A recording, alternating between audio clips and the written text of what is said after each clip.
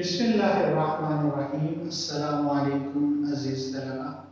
आज हम अकाउंटिंग में एक नए टॉपिक पे बात करेंगे और आज का हमारा टॉपिक है बैंक रिकॉन्सिलिएशन स्टेटमेंट। इस टॉपिक को समझना इसलिए जरूरी है कि ऑलमोस्ट जितनी भी ऑर्गेनाइजेशन हैं, चाहे वो छोटी ऑर्गेनाइजेशन हैं या बड़ी ऑर्गेनाइजेशन हैं, कोई कंपनीज हैं, मल्टीनेशनल कंपनीज हैं, वो लाजमी तौर पर ये स्टेटमेंट जो है वो तैयार कर रही होती है। एक तरफ तो ये स्टेटमेंट लाजमी तैयार हो रही होती है और दूसरी तरफ ये ऑलमोस्ट रेगुलर बेसिस पे हर महीने के एंड पर या क्वार्टरली बेसिस पर भी बात जगह पर हम इसको प्रिपेयर करते हैं। अब ये बेसिकली इसलिए तैयार की जाती है ताकि हम एक्यूरेट बैलेंस मालूम कर सकें कि हमारे बैंक अकाउंट में एग्जैक्टली कितनी अमाउंट इस वक्त मौजूद है। आइए हम इसके कॉन्सेप्ट पे बात करते हैं। देखिए, बुनियादी तौर पर जो बैंक रिकॉन्सिलिएशन स्टेटमेंट है, इसको मैं 4 वर्ड्स में डिवाइड करता हूँ। नंबर 1 हमारे पास बैंक, और हमें पता है कि बैंक एक ऐसा इदारा है जहां हम अपनी कैश डिपॉजिट करवाते हैं ताकि महफूज रहे, और वहां से हम अपनी जरूरत के तहत कैश जो है वो विड्रॉ करवा लेते हैं, निकलवाते हैं। अगर हमने किसी को पेमेंट करनी है तो हम चेक की सूरत में अपने बैंक अकाउंट से पेमेंट करते हैं। आजकल हमारे पास ऑनलाइन बैंकिंग सिस्टम है, तो हम ऑनलाइन भी जो है वो एक अकाउंट से अपने अकाउंट से किसी दूसरे अकाउंट को पेमेंट करनी हो तो ट्रांसफर करते हैं। तो बैंक तो एक इदारा हो गया। दूसरा यहाँ पे हम री का वर्ड है। री दोबारा के लिए, जैसे रिक्रिएट होता है, रिप्ले होता है, कोई भी काम अगर हमें दूसरी मर्तबा करना है तो हम इंग्लिश में एक री का वर्ड इस्तेमाल करते हैं। कॉन्साइल, यहाँ पे समझना है, कॉन्साइल को मैं सिंप्लीफाई करूँ तो इससे मुराद मिलाना होता है, यानी कि दो मिलती जुलती चीजों को, एक जैसे अशिया को सामने रखकर बगौर देखना कि क्या ये एक जैसी हैं या इसमें कुछ फर्क है। इसको मैं एक छोटी सी एग्जांपल के जरिए आपको क्लैरिफाई करता हूँ। जैसे बचपन में आपने देखा होगा कि मैगजीन्स के अंदर बिल्कुल एक जैसी दो पिक्चर जो है वो बनाई जाती है, नीचे लिखा होता था फर्क तलाश करें। अब पहली नजर में देखते हुए यही मालूम होता था कि जैसे ये दोनों बिल्कुल एक जैसे हैं, लेकिन जब हम उनमें गौर करते थे तो हमें छोटे छोटे कुछ फर्क जो है वो मिल जाते थे। इस प्रोसेस को कॉन्साइल करना कहते हैं और इसी से कॉन्सिलिएशन का वर्ड जो है वो निकला है। आखिरी वर्ड स्टेटमेंट है, गोशवारा या तफसील, जहां पर हम इस सारी प्रोसेस की डिटेल जो है वो दर्ज करते हैं।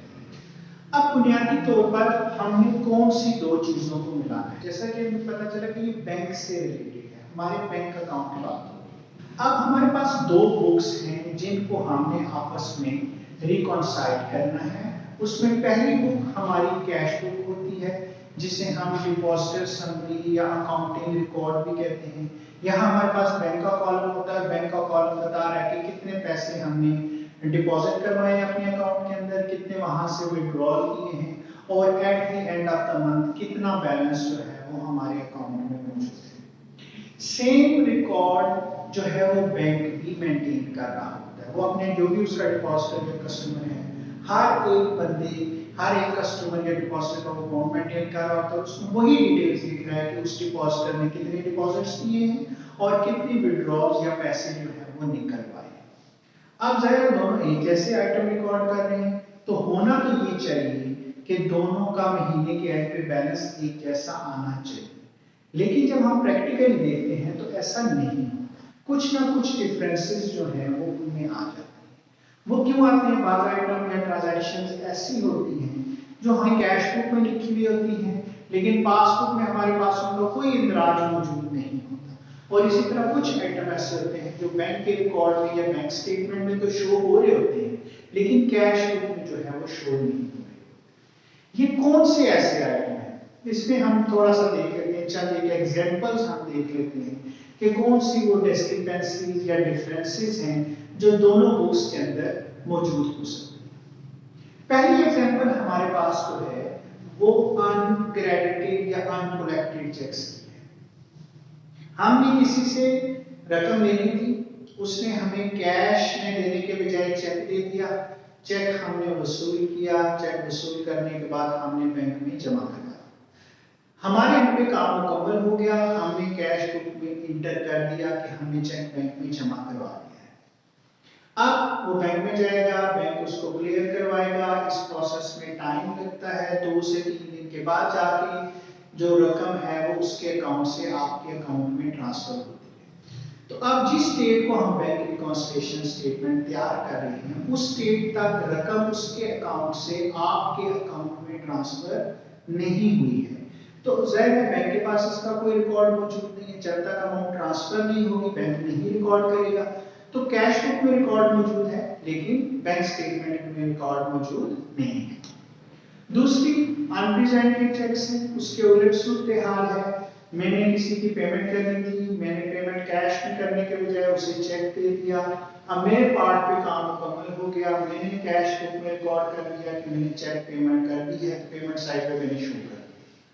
अब उस शख्स ने वो चेक लेके बैंक जाना था और बैंक से रकम निकलवा लेनी थी, लेकिन जिस स्टेट को मैं बैंक रिकॉन्सिलिएशन स्टेटमेंट तैयार कर रहा हूँ उस स्टेट तक उसने वो रकम वहां से विड्रॉ नहीं की है। अब जाहिर जब उसने विड्रॉ नहीं की तो बैंक के पास उसका कोई रिकॉर्ड मौजूद नहीं। कैश बुक में रिकॉर्ड मौजूद है, बैंक में उसका रिकॉर्ड मौजूद नहीं है। एक एग्जांपल हम और देख लेते हैं बैंक चार्जेस की। अब बैंक हमें मुख्तलिफ किस्म की सर्विसेज प्रोवाइड कर रहा है, एटीएम की फैसिलिटी दे रहा है, बैंक स्टेटमेंट की फैसिलिटी प्रोवाइड कर रहा है, चेक बुक की फैसिलिटी प्रोवाइड कर रहा है, ऑनलाइन पेमेंट्स की फैसिलिटी प्रोवाइड कर रहा है। तो इनमें से कुछ फैसिलिटीज तो ऐसी होती है जो free of cost bank provide कर रहे होते हैं और कुछ के लिए वो चार्जेस डिडक्ट कर रहे होते हैं जो वो आपके अकाउंट से ले लेते हैं। अब बैंक कितने चार्जेस डिडक्ट कर रहा है उसके बैंक स्टेटमेंट के अंदर शो हो रही होती है कि कितने चार्जेस डिडक्ट किए गए हैं, लेकिन नॉर्मली कैश बुक में महीने के एंड तक इसका कोई रिकॉर्ड मौजूद नहीं होता। तो ये चंद एग्जांपल्स हैं जो हमने देखी जिनकी वजह से कैश बुक और पासबुक के बैलेंस में डिफरेंस आ जाता है। और बैंक रिकॉन्सिलिएशन के प्रोसेस में हम कर यही होते हैं कि पहले हमें इन डिफरेंसेस को फाइंड आउट करना होता है और फिर बैंक रिकॉन्सिलिएशन स्टेटमेंट बनाकर हम एक ऐसा बैलेंस मालूम कर लेते हैं जो एग्जैक्टली हमारे बैंक अकाउंट में मौजूद होता है। तो ये प्रोसेस जो है वो बैंक रिकॉन्सिलिएशन स्टेटमेंट कहलाता है। उम्मीद है कि बैंक रिकॉन्सिलिएशन स्टेटमेंट का कॉन्सेप्ट आपको समझ में आ गया होगा। मजीद नेक्स्ट लेक्चर में हम इस पर बात करेंगे कि किस तरह से हम प्रैक्टिकली बैंक रिकॉन्सिलिएशन स्टेटमेंट जो है वो तैयार करते हैं।